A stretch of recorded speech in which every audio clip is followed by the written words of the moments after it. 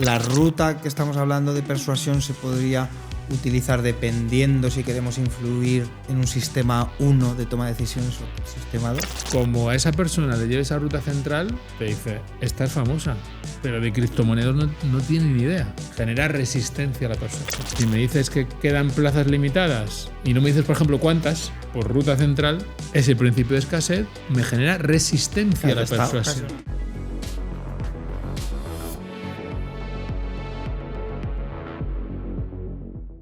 En el capítulo de hoy quería hablar contigo, José, de algo que yo sí que te había oído hablar a ti, pero estamos muy acostumbrados a oír la persuasión, persuadir, es como una palabra también como súper utilizada, súper manoseada, pero nunca se oyen tipos de persuasión, ¿no? Nunca se oye pues entrar un poquito más en lo que es la palabra persuasión como tal. Entonces, tú hablas mucho de lo que es la ruta periférica y la ruta central, ¿no? Y que tenemos que tener eso en cuenta a la hora de buscar una persuasión, ¿no? De persuadir en esa persona a la que le queremos vender o que realice la acción que nosotros estemos buscando. Explícanos un poco cómo la diferencia entre las dos. Bueno, como tú bien dices, se habla mucho de persuasión y prácticamente de lo único que se habla son de 6 principios de Cialdini, ¿de acuerdo? Que es un autor que era académico y después pues, escribe unos libros muy famosos, muy buenos, pero prácticamente se reduce a eso. Cuando se estudia la persuasión, aparecen diferentes modelos que se citan muy poco. Entonces, hay un modelo que se llama de elaboración y es el que habla de ruta central y periférica. Es el modelo más estudiado, más validado y más completo de los últimos 30 años. Y curiosamente, no se habla de él. Entonces, ¿en qué consiste el modelo? En distinguir 2 tipos como de procesamiento cuando estamos intentando ejercer persuasión. Es decir, intentamos que alguien cambie sus actitudes sobre una persona, sobre un hecho, sobre un dato, sobre una creencia, ¿no? sobre un libro, sobre un producto, etcétera, etcétera. Entonces, la ruta periférica se refiere a aquella persuasión que se ejerce cuando la persona no está muy atenta o no tiene mucha capacidad o está haciendo otras cosas o incluso está cansada. Y la ruta central se refiere a la persuasión que ejercemos sobre las personas cuando nos escuchan, cuando nos atienden, cuando tienen capacidad para comprender el mensaje y cuando nos van a dedicar su tiempo, por ejemplo, en un directo. Opera sobre todo la ruta central.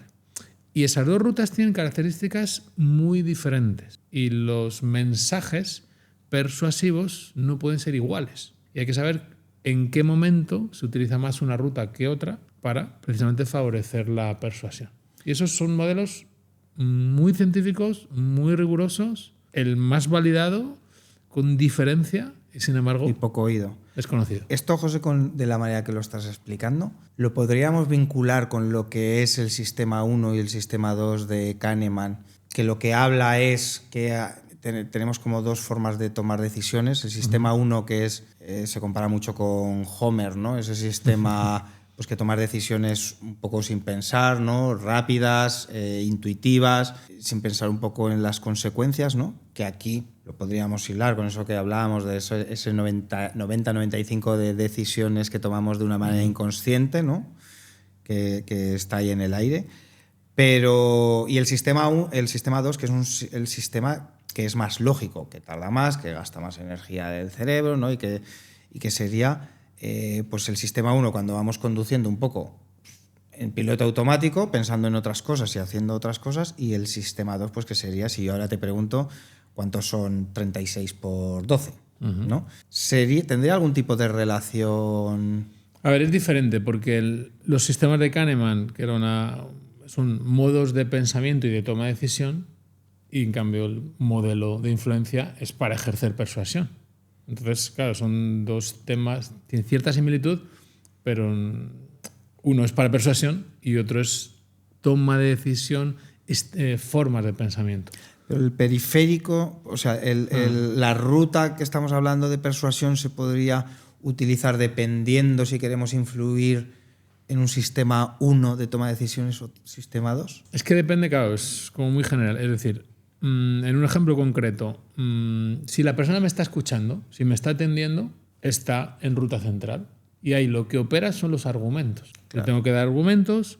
Lo que opera es que la persona incluso valide su propio pensamiento, es decir, que se vaya convenciendo a sí misma, no porque le convenza a alguien y le diga a alguien lo bueno que es algo, sino que se vaya convenciendo a sí misma a través de un proceso lógico. En ese momento esa persona está utilizando un pensamiento analítico y reflexivo, ¿no?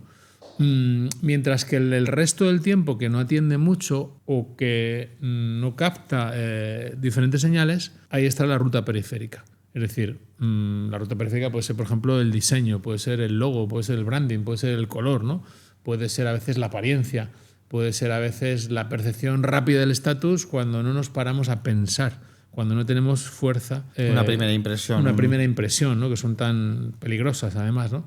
Entonces, claro, se trata de combinar esas dos rutas, cada una tiene unas características específicas, ¿no? Y fíjate que, por ejemplo, un principio de Cialdini en una ruta te puede funcionar y en otro no. Por ejemplo, el principio de autoridad, ves a una famosa vendiendo criptomonedas y por ruta periférica la autoridad, ¡wow!, hace que te induzca cierta persuasión. Como a esa persona le lleves a ruta central, te dice, esta es famosa, pero de criptomonedas no tiene ni idea. Genera resistencia a la persuasión.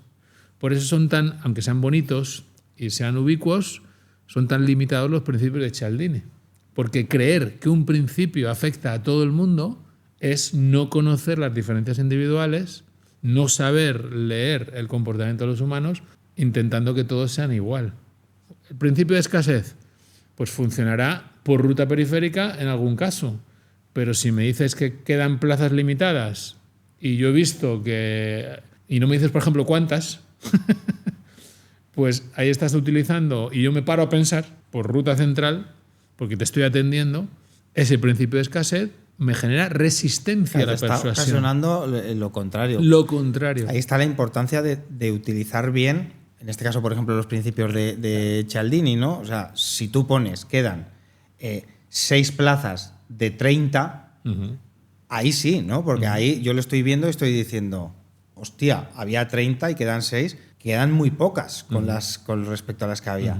Claro, cuando tú ya lees plazas limitadas, tú ya lo lees y dices, o sea, es al revés, estás diciendo, esto es mentira. Claro. ¿No? Si lo leo por ruta periférica, plazas limitadas.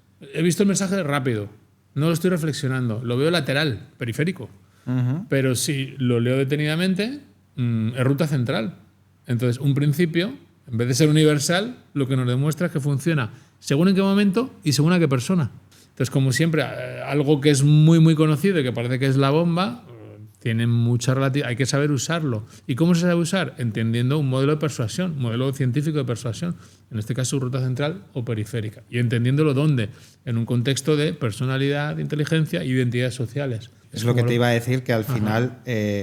tiene importancia, pero sobre todo tiene importancia si tú conoces bien a la persona a la que le quieres persuadir. A las personas.